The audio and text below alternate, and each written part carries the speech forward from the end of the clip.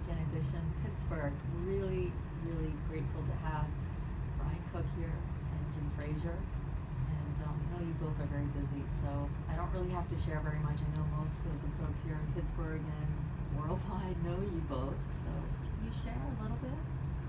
Well, I tell you what, Sarah, other than my mom, you're the greatest person on this earth, in my opinion. I appreciate the opportunity to come, and I tell you what, I've been knowing Brian Cook, who is one of the most talented guys on the planet. I've been knowing him since he graduated from college. So, Brian, thanks for coming. Hey, my pleasure.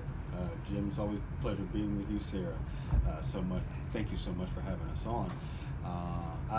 The sentiments are the same for you, Jim. I've known you for a long time. We did high school football on the air and radio. Worked in radio for 14 and a half years, and I've known Jim my entire career. So he's a great person to be around, great person to learn from, and one of the most intelligent minds when it comes to research and knowledge. So those feelings are reciprocated to you, my friend. Same here. I think Jim's amazing, and truly I have a great deal of respect and admiration. We're talking about moral compass, which is important. So his values and belief systems are, I'm sure, with all of us here together, we're following the same path. So both with faith and family, and just grateful because you're busy covering a lot of interesting things, Brian. So can you talk a little bit about what you do? Yes. So I first started wanting to be in this career, in this business, if you will, at the age of 10. Watching Ed Bradley on 60 Minutes.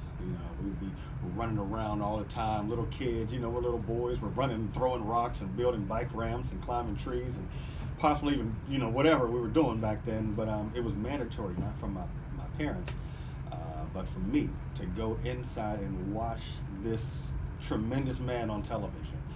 The way he could flip a phrase was like no other.